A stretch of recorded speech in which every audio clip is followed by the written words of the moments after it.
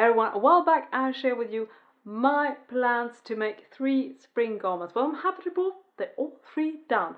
And in today's video I will share with you all the behind the scenes stuff, including lots of tips on how to sew with kind of tricky fabrics such as really drapey fabrics, really stretchy fabrics, and those big bold patterns. So that's what we're going to talk about today. And the first garment I'm going to talk about is this one. It's a blouse pattern from Burdastyle from the April issue of 2018, if my memory serves me right. If not, I will link that information in the description section.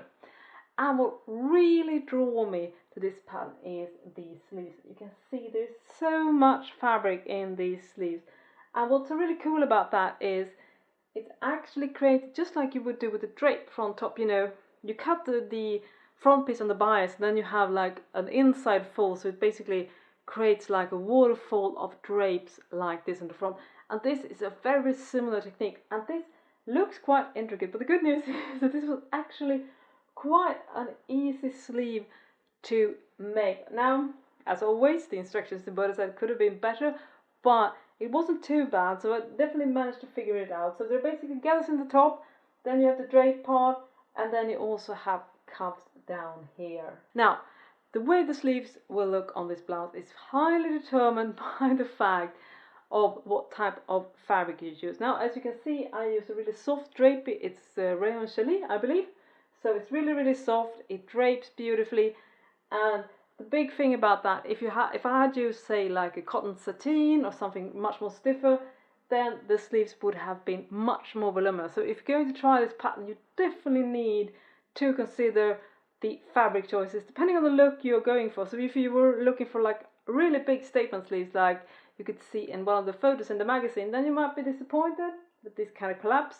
But me personally, I actually prefer the softer drape of this one. And the neckline, well, that was the tricky part to sew. As you can see, it has bias binding both here in the keyhole. So on the inside there is like a bias binding tape that looks like this, and then it also closes using a second piece of bias binding around here.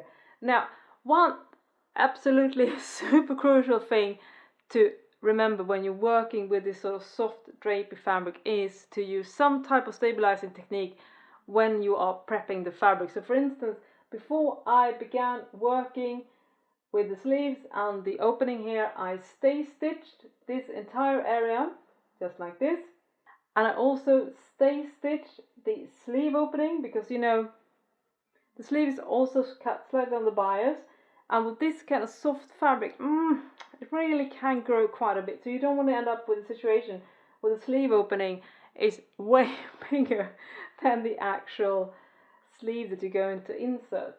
But so basically what you do then, when you've cut the fabric, you just fold the sleeve together like this, create a lot of gathers. And the good part about this pattern is that Burdastyle actually shows exactly how you should fold it. So while it looks a little bit tricky, when you start playing around the fabric, it's actually quite easy. So I didn't find that too difficult at all.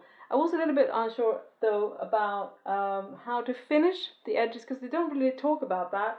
I tried to press the sort of facing first, but then it became a bit too stiff. So what I've only done now is that I just serge the edge of the fabric like this. It's not cut on the bias, so I do think you need to overcast the edges some way. But you can of course also use like a zigzag stitch. I can assume you don't really need to be obsessive about the finishing because it shouldn't really be visible because there is a lot of fold in here. But that was probably the part that I didn't find 100% intuitive from the instructions of Burdastyle. As for the hem, well, I used a narrow stitch, and I talk about this technique on my blog, thelaststitch.com. So you can also check for a link that if you want to know how I do these sort of narrow hems without using a special presser foot. It's really easy technique, and it creates a really nice flat finishing. So I really recommend this method if you haven't tried it yet. It's already super simple. There's nothing secret about it at all. So those are kind of some tips to know. And the third one is also really good to know is that the cuffs here, because the fabric is so soft and I didn't want to change the hand of it, I actually didn't use fusible interface. So instead I used silk organza as the interfacing, which makes it, you know, a little bit softer and less rigid, because you definitely don't want something that changes the hand of the fabric when you're working with smooth fabrics. So I actually, whenever I work with silk, soft cotton and soft rayon, I usually avoid fusibles and instead I use silk organza. I can highly recommend that. You can buy, you know, Jordan, will last you a very long time. In fact, I think I've had my piece now for up to 10 years. I have still not run out of it. So it's definitely worthwhile investment, even though perhaps per yard it's a little bit more expensive than using fusible. You can also use cotton organdie, which is similar properties. It has a really nice hand, so definitely try out that if you haven't used fusibles for this kind of delicate fabrics. I highly recommend that you try to use a woven non-fusible interfacing instead. And the second garment that I made for my spring wardrobe is this cardigan. It's like a cardigan jacket, I guess. The pattern is from the Dutch pattern magazine Knip Mode, which is a pattern magazine that I've got really fond of lately. Mine is actually not called Knip Mode, it's called Fashion Style, which is the German version that is available here in Sweden, but from my understanding the issues are pretty much the same. Again, the pattern number will definitely be linked in the description section, and this is actually the second time I made this pattern, and I'm really fond of it. And it has like a really nice detailing. First of all, it has dots, which is a really nice thing to have when you're working with knits, because that kind of get rid of the, you know, the fold around the bust area. So if you find a pattern with dots, if you're sewing with it, don't be afraid of it, especially if you're working with a more stable fabric like this one. Dots are really easy to sew when you're doing knit fabric if the fabric is stable. And the sleeves are regular set in sleeves, so they're quite narrow, but I like that. I come to the realization that I don't really like too big sleeves with too big sleeve openings. I find it kind of restrict my movements a bit, so I think I'm more fond of this type of sleeve insert.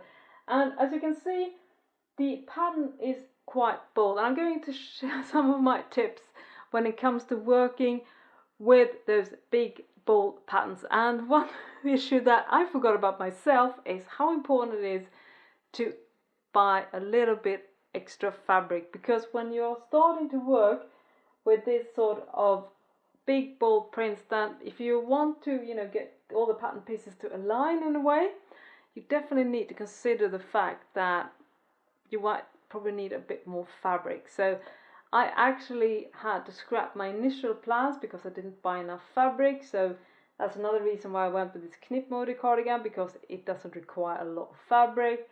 So that's really one good point. And the second point when you're working with those big bold fabrics is that I personally always cut my fabric single layer. And when you wonder about single layer, what I mean is that I don't fold the fabric in the middle. Instead, I create like a double pattern piece, so it's basically like a full piece for the back, for instance. So I place that, which makes everything much easier. And secondly, it's really important, you know, to find places where you can align the other pieces with the first piece that you cut when it comes to the fabric. I personally like to use notches, which is especially helpful when you're working with the sleeves, because that is probably the trickiest part when it comes to pattern matching. So I definitely use notches, you know, for the sleeve opening, and compare those on how they end on the actual sleeve head. So there are little bit of things, and also, you know, I measure and check and just see that everything goes together pretty nicely. And also another thing is really important when you're working with knits and you want to achieve pattern matching is to be really careful to not stretch out one layer. I like to use wonder clips, which is really good. There are lots of other ways too. You can baste, you can use all type of things just to make sure that the fabric is, you know, doesn't stretch out, so it's basically just really nicely aligned. So this is actually a separate piece, which is the collar. So the seam is here, and the good thing about having a seam here is that helps me to add pockets, because the pockets are not included in the original pattern. Another tip that I have is if you're working with more stable knits, such as sweatshirt knits, double knits, or for instance this is like almost like a 2-layer knit, it's quite stable, is to use your regular blind hem stitch on your sewing machine, because this creates a really nice blind hem stitch. So if you look on the outside, as you can see, there's no traces of stitching. It's all done on the sewing machine. What I like to do though is that I also finished the edges using the 3-thread overlock on my serger, but you can definitely also zigzag or skip over casting altogether. It doesn't really matter because, you know, knits doesn't unravel. So that's a really good tip if you are struggling and only have a sewing machine and not perhaps like a cover stitch machine or a serger. I highly recommend that you just experiment with your regular blind stitch on your sewing machine. You'll be amazed at how useful this is, especially, as I said, if you're working with more stable knits. So overall, I'm super happy about this cardigan. I love the fabric. I love it. Looks almost like tiles, I think. And I love how it fits me. And well, I just really like this cardigan. Plus it has pockets, which I think is pretty much essential if you're making a cardigan. And I'm definitely forcing myself now to add more and more pockets to my garments, and that is true for skirts as well, because it definitely just makes life a little bit easier. And this is a really great pattern if you want to add pockets. And now I made a little bit of a switch around because I have placed the third garment that I just wore on my dress dummy, and as you can see, this is the Burdastyle blouse. And this piece is a really simple top, but the cool thing about this one is that the fabric is actually double faced. So this is from the same yard, but on the inside it looks 100% different from the outside. It's basically the colors are the same, but the structures are so different and the patterns are so different. And that's a tip: if you find any type of double faced fabric, I would definitely consider buying those because they're really cool to work with. I love, you know, those coating fabrics, for instance, where you have double face, you don't really have to add lining. I know a lot of duffel fabrics has it, and well, they're just a really joy to work with, and this fabric was no exception. So I definitely wanted to play around with that, and I asked for some suggestions in my initial video, and this was the one that got the most votes, that mixing these two up, where I have the yoke and the neckband and the cuff of one fabric, and the bodice and the sleeves is to another one. I played around a little bit to see which one that works best, and I definitely think that this combination works so well. And this was like a really gratifying top to make because it took me just an evening to stitch together. And speaking of blind hem stitches, which I talked about regarding the cardigan, I actually used the same techniques on this top because since the fabric is such structured and stretchy and just a little bit odd, to be honest, in the structure, I couldn't really see that a cover stitch machine would do a great job stitching over this really bubbly surface. So instead I used the exact same technique as I talked about with the cardigan. I serged the edges and then I used the blind hem stitching on my sewing machine. This actually has a little bit of stretch. I think it's enough. If you're working with an even more stretchy fabric, you can actually use a zigzag stitch with the same principle that the upper corner of the triangle, if that makes sense, catches the fabric. So then you get even more give. But I definitely think that this is plenty enough, and it's just a regular blind hem on your sewing machine. It's such a great thing, and I definitely think it's a little bit underutilized. So sometimes you might think, oh, I really can't, you know, hem knits because I don't have my serger or a cover stitch machine, but with a sewing machine you can do plenty, and this is a great stitch that you can definitely start experimenting with. And as I said, this fabric is actually quite stretchy and it still works really well. So these were my 3 makes. I hope you enjoyed this video, and if you haven't already, please subscribe. I publish a new sewing video each week. Stitch safe, and I'll see you next time. Bye bye!